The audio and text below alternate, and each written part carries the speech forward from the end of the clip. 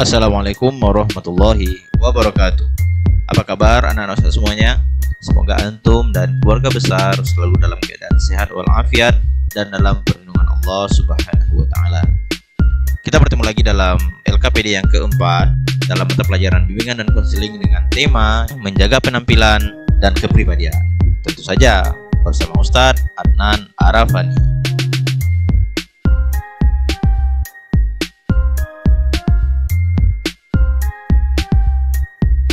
Penampilan dan kepribadian pemuda muslim. Yang pertama, penampilan. Penampilan ini merupakan gambaran dari bentuk atau image kita yang menentukan kesan pertama orang ketika berjumpa kita pertama kali.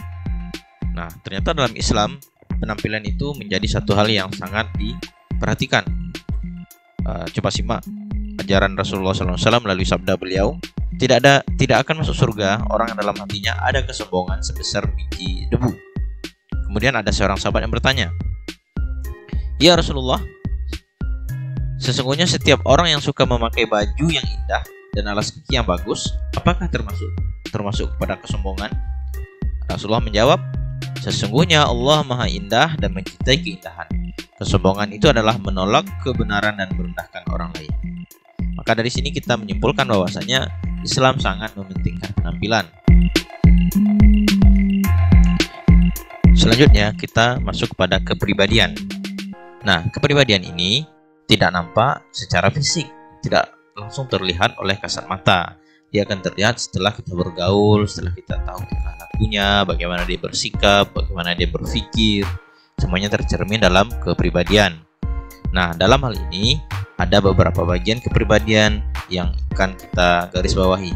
Yang pertama, tentang rasa sopan santun, seperti cara kita menyapa, cara kita mengungkapkan bahasa, dan seterusnya.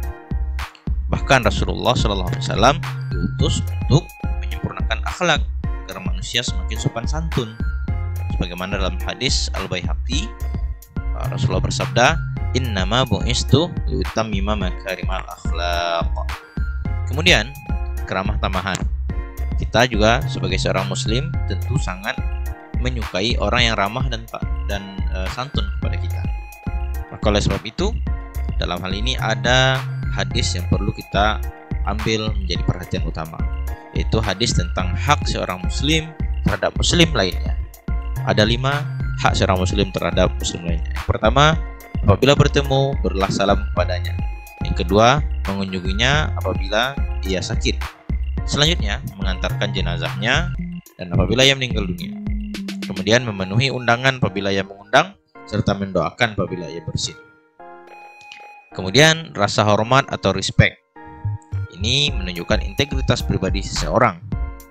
Kemudian, penuh perhatian atau attentif. Menjadi orang yang penuh perhatian, menjadi orang yang peduli dengan orang lain. Nah, itulah diantara kepribadian yang perlu kita ada dalam diri kita masing-masing.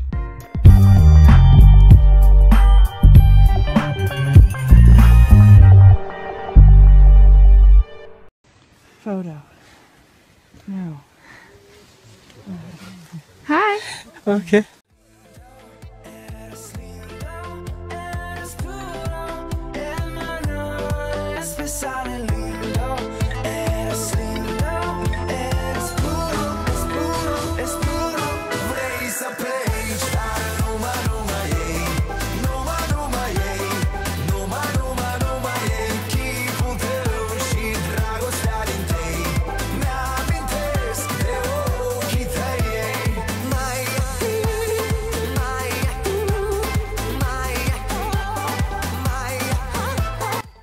Oke, tunggu dulu ya.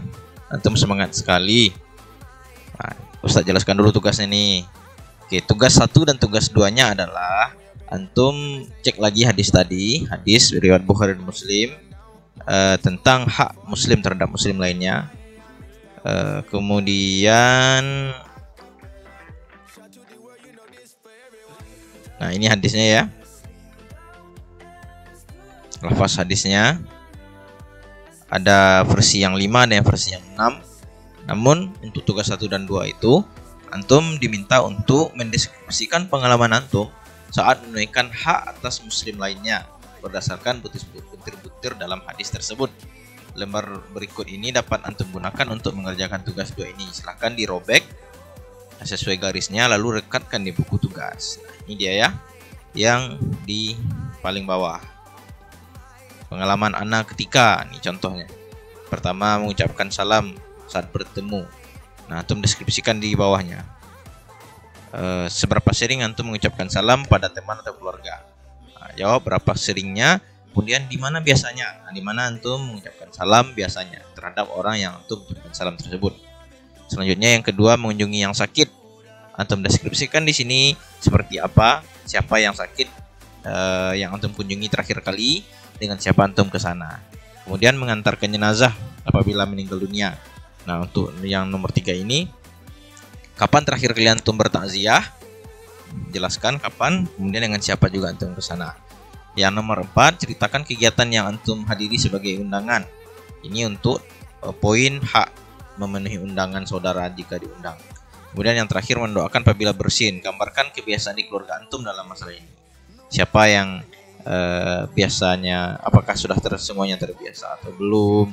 Nah, bagaimana yang kecil, kalau antum punya adik, bagaimana mengajarkan dia untuk hal ini.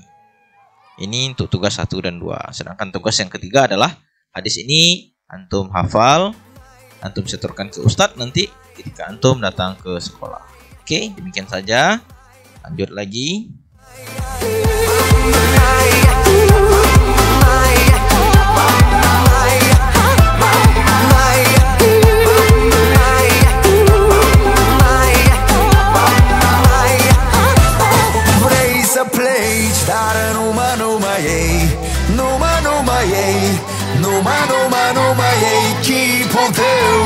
Dragosta din tei, na amintesc de ochii tăi.